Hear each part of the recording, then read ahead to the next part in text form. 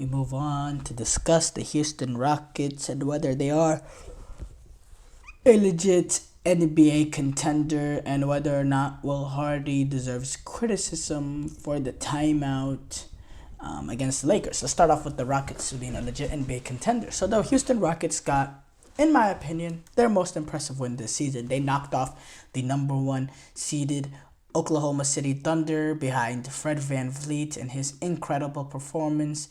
He dropped 38 points, had that big three at the end as well in overtime. He was 5 of 9 from the 3-point line. He was efficient, 10 and 19 from the field. And he was really good in that game, and it was enough to lead Houston back past OKC in that game. It was a 119-116 victory, and now they're sitting, in the Western Conference Finals. In the Western Conference, on the second seed. They're only a half a game behind the number one seeded Oklahoma City Thunder, and it's raised question marks on how legit this Houston Rockets team is, and they have been really impressive. I just think the really impressive thing, number one, is defensively. As a team ranked defensively, they're second in the league. They're playing some really good defense as a whole.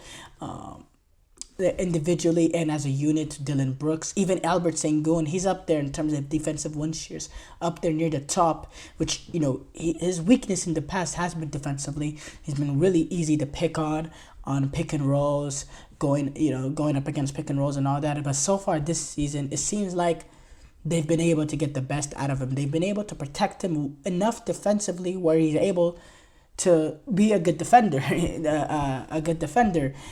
Jabari Smith, he's also a good defender, has some length on him. Dillon Brooks as well, Amen Thompson, even Jalen Green, they're all being bought in, and even if they have individual players that are easy to go, are easy to play against one-on-one defensively, like VanVleet and Sengun, they're not like VanVleet and Sengun. They're able to protect them with the team defense that they play. I think Ime Udoka is a really good head coach, and despite all that situation with the Celtics team and all that, what he's been able to do this season with this team, I think, has also been really impressive defensively. And offensively, they're extremely balanced. They don't have a star per se. They don't have a guy that can dominate the game on a consistent night-to-night basis. But what you do have is, because look, this Rockets team, they don't have a single player that's averaging 20 points per game, and to have a start that they've had and to not have a single player averaging at least 20 points is a really hard thing to do. So I think it speaks to the level of depth from this roster. But what you do have is a few players here and there that can go off on any given night, like a Fred VanVleet, like an Albert Sengun, like a Jalen Green. Even, Dillon Brooks, he could give you a good 25 here and there. So yeah, they've been really impressive. Here's my thing, though, with the Houston Rockets team. They do not have that consistent star on a game-to-game basis that you can trust. And they don't have they do have a few guys that can give you something on any given night, but they don't have that guy that can give it to you on a consistent night and night on basis. And I think, down the stretch, if you do suffer, and they've been one of the most healthiest teams in the league, down the stretch, if you miss a guy or two, that can really shake it up. Because if you don't have that guy that can give you that consistent basis night in, night out, it puts yourself to be in, as a team, makes you more vulnerable to injuries going forward, because you're really relying on the depth to generate the enough points as a unit to compete with the best of them in the league. But yeah, they've been really impressive.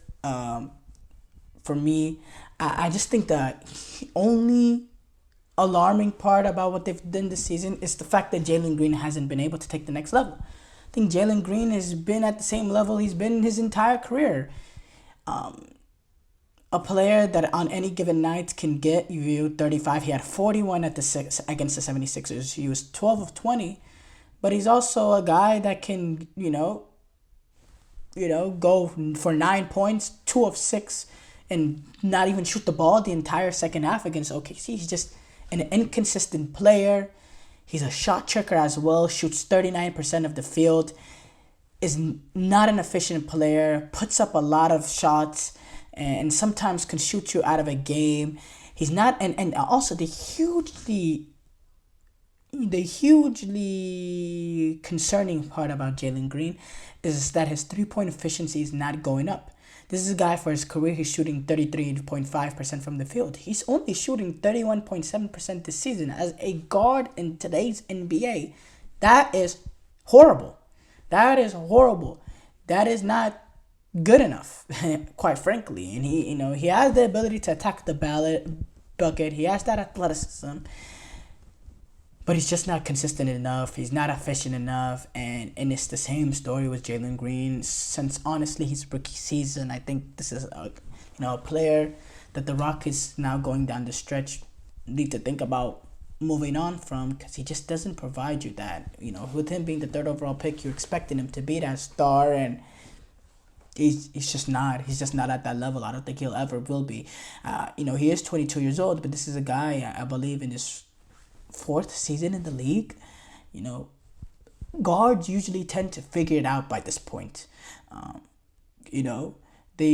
They usually show at least signs that they're maturing and getting better. We're not getting those signs. We're seeing the same inconsistencies that we were critical about Jalen Green in year 2 and year 3. It's still going on despite the Rockets' really, really good start. So I think there's a lot of positives with the Rockets start. I still don't think they're a lock per se to be a top 6 seed. I think we're still really early in the season. There are 21 games, and then we need more of a sample size. But the basketball that they've played, and the fact that they've been healthy as well, which has been a big factor of it, they've been really, really impressive. And if they can continue to stay healthy and they can continue to maintain the high level that they're defending at, I definitely think they could, be a team that makes the playoffs and not be in that play-in, area. But again, we are early on this season, and they are 15-6. But they're, but the reality is they're only 4 games away from being the 10th seed.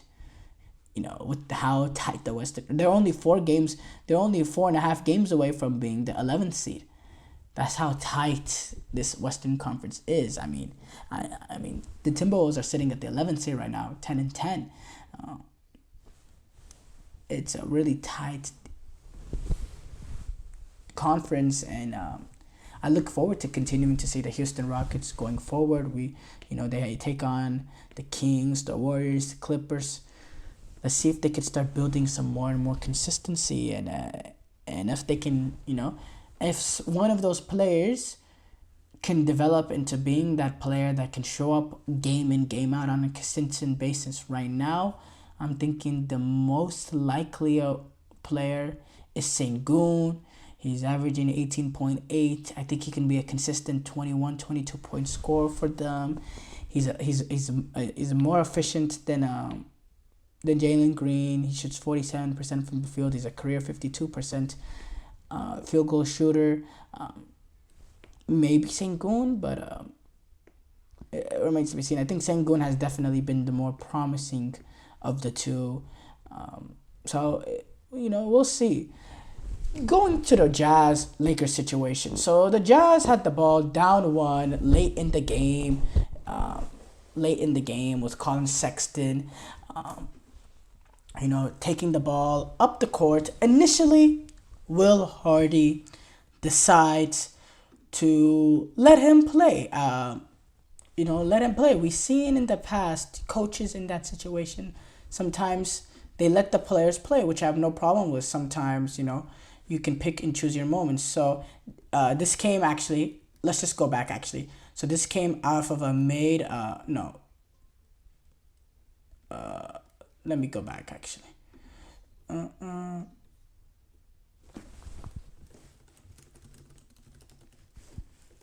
Sorry, we're dealing with technical difficulties there.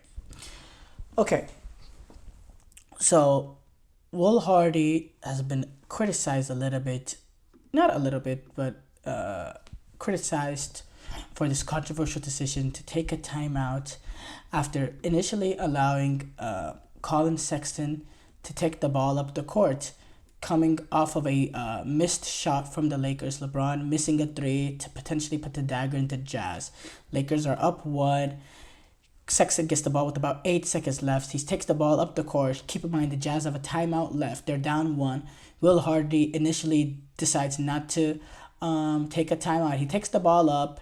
He dribbles from one side to the court to the other, and he's at that moment he's looking to attack the basket. Rui Hachimura is playing tight coverage, tight defense. He takes a dribble to get around to Hachimura, and then does an initial, semi sort of hesitation dribble, a retreat dribble. And in that moment, Will Hardy decides to take a timeout with 2.6 seconds left. What happened was, right as the whistle is getting blown, Colin Sexton is able to get around Rui Hachimura and get the layup off, but the timeout was called. And because of that, some question marks have been asked, blah, blah, blah. Look, I'm here to defend Will Hardy.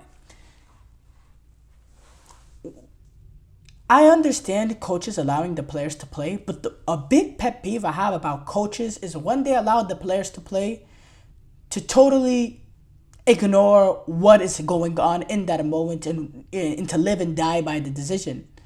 If you feel like your player is in a position where he can't get an inadequate shot off in that moment, just take that time out.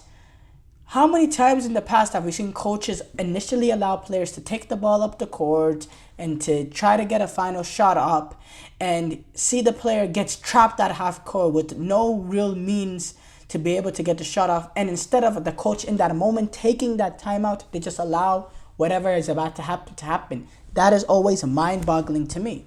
I think Will Hardy in that moment is just being proactive, and he sees Colin Sexton take that initial hesitation, potential retreat dribble. He sees in that moment Hachimura is playing really good defense and is preventing Colin Sexton in that moment to get a decent shot off, and he's just taking that timeout. He couldn't foreshadow what was about to happen in Sexton being able to blow by Rui Hachimura, so he takes that timeout. I have some sympathy for Will Hardy in that situation because of what I've seen in the past from coaches where in that moment, they just allow whatever is happening to go happen, and usually 85% of the time or 95% of the time, it leads to some sort of horrible step back shot that has absolutely no chance. And I'm just thinking, coach, what are you doing in that moment? Should call the timeout. And Will Hardy didn't want to be reactive. He wanted to be proactive. And it ended up costing them in that moment because Sexton was able to get past Hachimura as the whistle was getting blown for the timeout. But it happens. It's life in the NBA. And, Will Hardy is a really, really good coach. And what he's been able to do with the Jazz has been pretty impressive with the Jazz teams at certain periods not really looking to win. And yeah, it happens. That's the NBA. They end up losing the game at the end, and the Lakers move on and survive. But does Will Hardy deserve criticism? Well, no, he doesn't. I really don't. In fact, I respect him for making that timeout.